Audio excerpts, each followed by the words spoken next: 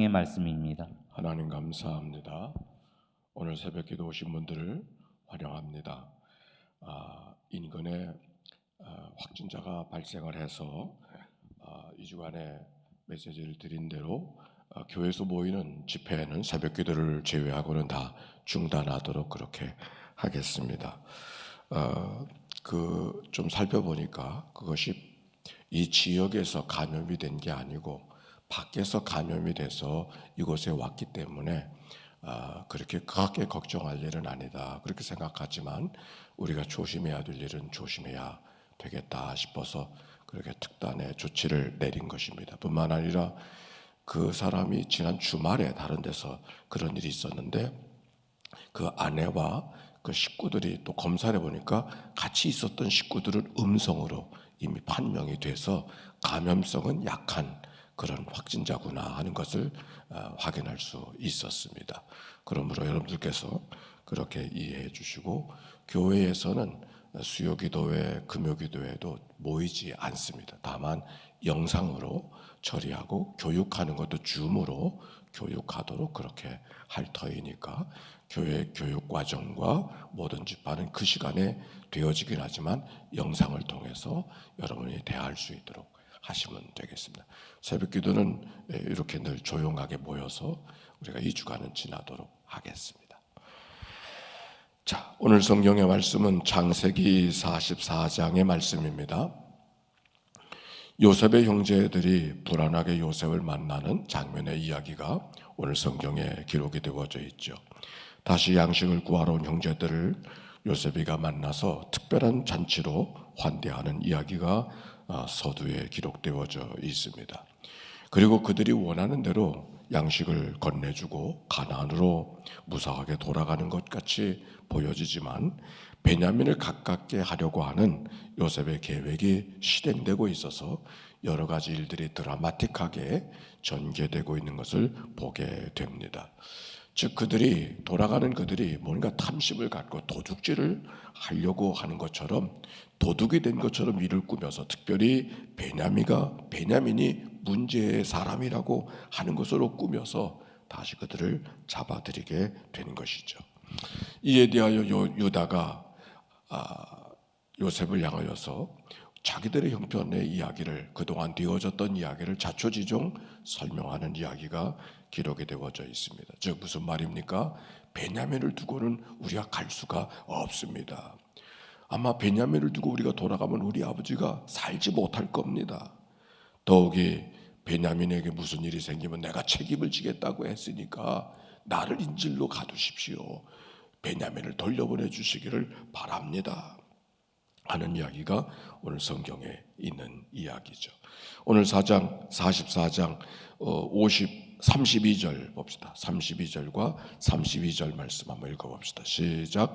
주의 종이 내 아버지에게 아이를 단보하기를 내가 이를 아버지께로 데리고 돌아오지 아니하면 영영이 아버지께 죄짐을 지리다 하였사오니 이제 주의 종으로 그 아이를 대신하여 머물러 있어 내 주의 종이 되게 하시고 그 아이는 그의 형제들과 함께 올려 보내소서. 그렇게 청하는 이야기가 오늘 성경에 있는 이야기. 아직은 형제들이 그 요셉을 요셉으로 알아보지 못한 상태로 이 아이가 전개되고 있는 것이죠. 여러분, 오늘 이 성경의 이야기를 통해서 무슨 가르침, 어떤 이야기를 이 이야기가, 이 말씀이 우리에게 주려고 하는 것일까요? 우선 요셉의 이야기를 한번 생각해 보면 그들을, 형제들을 복수할 수 있었지만 원수로 대하지 않고 복수로 대가를 지불하게 하려고 하지 아니하고 사랑으로 감싸고 있는 그 요셉의 모습을 우리가 발견하게 됩니다. 어떻게든지 형제들과의 관계를 회복하려고 하는 그 요셉의 마음을 오늘 성경 속에 읽어갈 수가 있는 것이죠. 또 하나는 형제들의 사랑을 보게 되는 것이죠. 이전의 형제들은 어땠습니까? 이 집안은 콩가루 집안이 되어져서 자기 형제였던 요셉을 팔아버렸던, 아니 죽이려고 했던 사람 아닙니까? 남의 나라에 멀리 팔아버렸던 이 요셉의 형제들, 다 자기 살기에 바빴던 그런 사람들이 그들인데, 그런데 그들이 오늘 성경의 모습을 보면은 베냐민의 목숨을 마치 자기 목숨처럼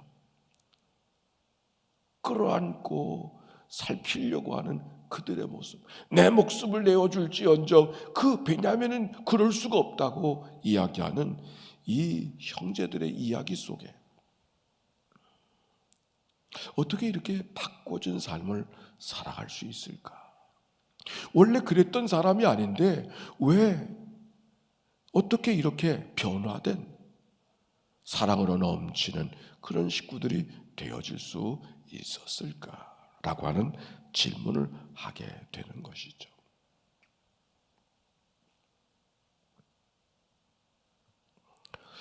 오늘 성경에 있는 이야기가 요셉에 있는 이야기가 나오고 또 형제들의 이야기 가운데 유다의 이야기가 나오지만 요셉의 눈도 아니고 형제들의 눈도 아니고 제3의 눈, 하나님의 눈으로 한번 이 사건, 오늘의 말씀을 한번 들여다 보시기 바랍니다. 요셉이가 형제를 사랑한다 그러는데 뭐 그렇게 드라마틱하게, 아니 이 일을 당하는 형제들은 지금 환대를 받을 때는 뭐 세상 끝에 오른 것 같지만 도둑으로 몰려서 베냐민을 빼앗길 수밖에 없는 상황 속에서는 나락에 떨어진 그런 모습이 오늘 이 모습 아닐까요? 형제들이 생각할 때 어찌 하나님이 살아계시다면 이렇게 어려운 일을 우리에게 주시는가? 우리는 계획한 것도 아니고 우리는 그런 마음도 없었고 우리는 도둑질 하려고 한 것이 아닌데 어떻게 이렇게 우리를 도둑으로 몰아서 이 어려운 지경을 만들어준 것일까? 형제들은 아마 그렇게 생각하지 않았겠습니까? 요셉에는 자기가 꾸민 일이니까 희희낙낙할 수 있었겠지만 요셉의 형제들은 뭐예요? 그런데 이 사건들을 바라보는 하나님의 마음은 어떤 마음일까? 우리가 서두의 말씀을 전하면서 형제들이 변화된 성품, 서로를 배척하는 모습이 아니라 끌어안으려고 하는 형제 사랑으로 하나가 됐던 모습을 우리가 새롭게 발견한다고 했습니다. 만약 그들에게 지나온 일 속에서 이런 어려운 일, 고난, 아픔, 눈물, 한숨, 탄식, 마치 벼랑에 선 삶의 경험이 없었다고 하면은 오늘 형제들이 그렇게 변화된 삶을 살아갈 수 있었을까요? 오히려 사건들 때로는 살아가면서 왜 이런 일이 내게 만들어졌느냐고 한숨 쥐고 탄식하는 일들이 생겨서 어려움을 처할 때가 있지만 그 어려움에 처한 사건들이 형제들의 마음을 바꿔주고 인생의 여정이 사람의 손 안에 있는 것이 아님을 깨닫게 되어져서 하나님을 바라보게 하시고 기도하게 하시고 하나님의 무엇을 원하신가를 알아듣는 삶으로 바뀌어졌던 역사, 오늘 여기 성경 속에 발견할 수 있는 게 아닐까요? 그거는 야곱이 살아갔던 삶의 여정도 그러했던 것처럼 야곱의 아이들, 자녀들이 살아가는 삶의 모습도 그러한 것처럼 누구도 우리도 때때는 인생의 여정 속에 이렇게 벼랑에 서는, 떨어지면 낭떠러지 있을 수 없는 그런 삶을 경험할 때가 있지만 그러나 그 벼랑에 서는 자리는 나를 두렵게 하고 걱정하게 만들고 놀라게만 하려고 하는 사건이 아니라 뭔가 내게 말씀하시려고 하는 하나님의 사건, 하나님의 가르침이 그 안에 있기 때문은 아닐까요?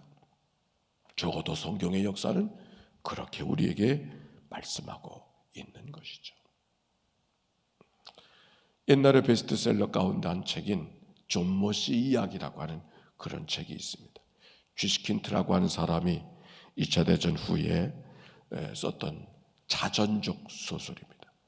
한 소년이 등장하고 있었고 이 소년은 여러 가지 일들 속에서 아버지의 엄격한 그런 환경 속에 성장하고 있었었는데 그 소년이 성장하는 그 마을에 존모라고 하는 바보 같은 인생이 하나 살고 있었어요.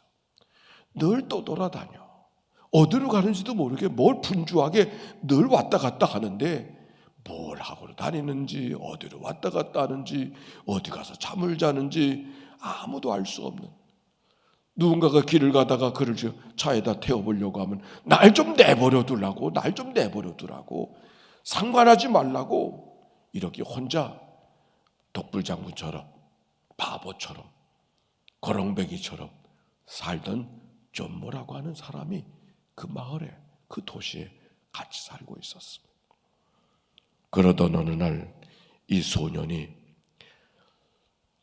집안에서 부모님의 성장 속에 살아가고 관심 속에 살아가다가 하루는 자기가 피아노를 연습하는데 피아노 선생님이 아주 히스테리컬한 그런 꾸지람을 이 소년에게 주는 바람에 뭐 소년이니까 죽어버려야 되겠다, 자살을 결심하고, 이런 인생 살아야 뭐하나, 그 어린 마음에 자살을 결심하고 자살을 하기 위해서 산등성 위에 있는, 언덕 위에 있는 나무 위에 올라가게 되었습니다.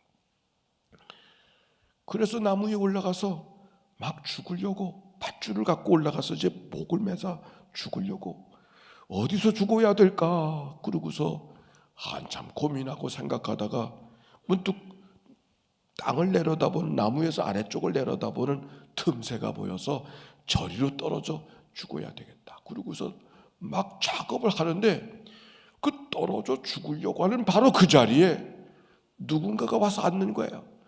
보니까 존모 씨가 와서 거기 와서 앉아 있는 거예요. 벌렁 누워가지고서. 저 존모가 지나가야 자기가 죽을 텐데 도무지 거기서 떨어지질 않고 움직이질 않아. 결국 그날 죽으려고 나무에 올라갔다가 자살을 실패하게 되어요. 이 소년은 평생 살아가면서 어렸을 때 죽으려고 나무가에 올라가서 정말 죽을 결심을 하고 땅에 떨어지려고 했는데, 그런데 그 세상에서 손가락질 뻗고 하는 일이 아무것도 없다고 생각한 그 존모가 결국 자기를 살렸다고 하는 이 사실이 평생 잊혀지질 않는 거예요. 하는 일이 아무것도 없다고 손가락질하고 어디로 가느냐고 뭘 하느냐고 모든 사람들은 다 삿대질을 하고 사람으로 취급도 안 하고 있었지만 그 존모가 자기를 살렸다는 이 생각.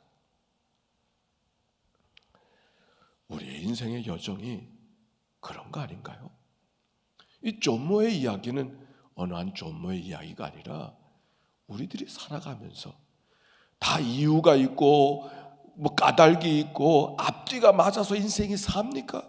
때로는 이해할 수 없는 일들이 내 발걸음을 가로막고, 때로는 이해할 수 없는 사건들이 한숨 짓게 만들고, 때로는 이해할 수 없는 일들이 우리 안에 일어나서 하나님 내 인생은 왜 그렇습니까?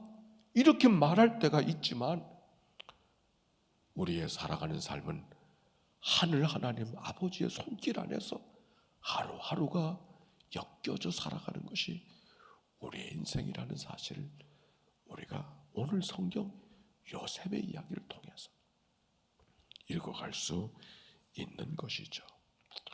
이런 일 저런 일들이 우리의 마음을 시험거리를 만들고 울부짖게 만들고 눈물짓게 만들 때가 있지만, 우리는 다 우리에게 이해할 수 있는 일들만 일어나는 것은 아니라고 하는 사실을 기억하고, 이해할 수 없을 때 하나님의 세상, 하나님의 섭리의 세상 속에 있음을 기억하고 오히려 하나님 앞에 기도하고 묻고 들으면서 그 가운데 주신 하나님의 말씀을 부둥켜 안고 이 땅에 살아 정 궁금하거든 하나님 앞에 가서 하나님 그때 그 뭔 일이었습니까? 묻기로 하고 오늘을 담대하게 믿음으로 살아가는, 그래 승리하는 그런 은혜가 있게 되기를 바랍니다. 질문입니다. 우리가 살아오면서, 내가 살아오면서 내게 당한 시험거리들이 내게 어떤 영향을 미쳤는가 돌이켜보며 묵상하겠습니다.